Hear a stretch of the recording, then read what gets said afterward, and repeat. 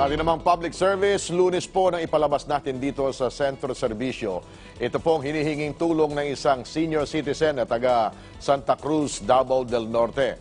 Pero dahil hindi po nakausap ng ating programa ang tanggapan ng Department of Social Welfare and Development o DSWD, ay babalikan po natin ang kanyang hinihinging tulong.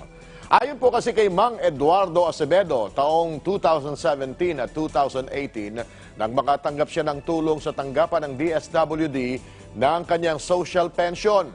Pero nitong taong 2019 at 2020 ay bigla raw naputol ang kanyang tinatanggap na 6,000 piso na social pension sa DSWD.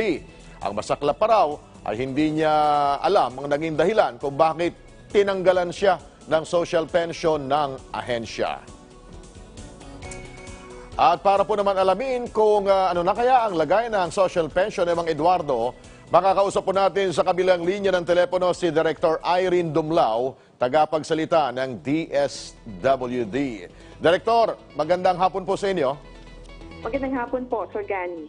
Gayon din po sa lahat ng sumusubaybay ng inyong pong programa. Ma'am, na-verify na ba ninyo kung ano po ang nangyari dito sa social pension ni Tatay Eduardo? Yes po, Sir Gani. Naisanggunin na po ng DSWD Central Office yung pong kaso ni Tatay Eduardo sa aming DSWD Field Office 11 at sa aming din pong Program Management Bureau. And we were informed nga po na binisita na po si Tatay Eduardo ng aming focal person ngayong araw at napag-alaman base doon sa isinagawang validasyon na magpapatuloy pong mapapabilang si Tatay Eduardo sa social pension for indigent senior citizens, especially so that he was assessed to be qualified for the program. Dahil nga po siya ay walang tinatanggap na suporta mula sa kanyang mga anak at wala rin naman po siyang pinagkakakitaan. Ayun, good news yan para sa kanya. Hindi nga po dati niya maintindihan, baka daw iniisip niya, baka dahil sa isinasabing may iba siyang tinatanggap pero talagang dinideny niya. Ano ba talaga ang qualification para makakuha ka ng social pension mula sa DSWD, Director Irene? Opo, sa ilalim ng social pension for indigent senior citizens, maaring maging benepisyaryo ang may edad 60 taong gulang o pataas na merong sakit o may kapansanan, wala pong tinatanggap na pensyon mula sa Government Service Insurance System, sa Social Security System, sa Philippine Veterans Affairs Office, or sa Armed Forces and Police Mutual Benefits Association Incorporated o iba pang insurance mula naman sa mga pribadong kumpanya. Gayun din po, dapat walang permanenteng pinagkukuhanan ng kita at walang regular na suporta mula sa kanyang pamilya o kamag-anak para po sa kanyang pangunahing pangangailangan. So kung na-meet po itong mga qualifications na ito, kayo po ay mapapabilang sa social pension for indigent senior citizens. So naintindihan natin ngayon kung ano ang mga rason kung paano matatanggal o mawawala ito sa kanya. So linawin lang ho natin, kailan po mariresume o kailan may babalik sa kanya yung kanyang social pension benefit? Patay po doon sa report na natanggap natin, kanya pong matatanggap yung kanyang stipend for calendar year 2020 sa mga susunod po na araw, Sir Gani. Ayan.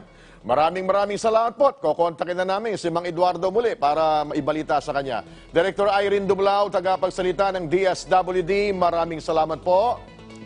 Salamat din po, Sir Gani, sa pagbibigay daan sa DSWD upang tayo ay makatulong sa ating pong mga kababayang lubos na nangangailangan. Magandang hapon po. Magandang hapon. Si Mang Eduardo ba? Nasa linya na natin ngayon? Sige, tingnan natin. Mang Eduardo, magandang hapon po. Ay, magandang hapon po, sir. Sa inyo, magandang hapon po. Narinig nyo yung sinabi ni Director Irene sa pakipag-ugnayan natin. Anong masasabi ninyo sa naging tugon ng DSWD na ibabalik na, itutuloy na yung pension ninyong matatanggap? Yun nga po, sir. Pinuntahan na po kaninang mga alas 10 ng umaga, sir.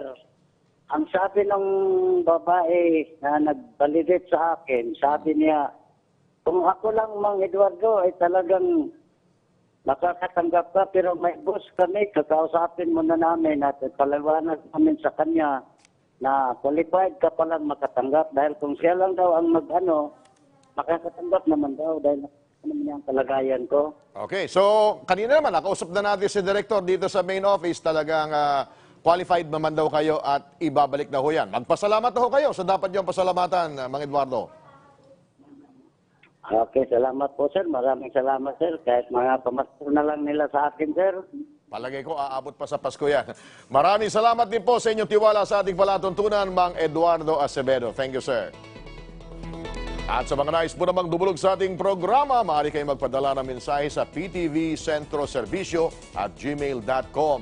At maaari kayong mag-message sa aming official Facebook page na PTV Centro Servicio. Huwag niyo kalimutang i-like at i-share muli ang ating Facebook Live.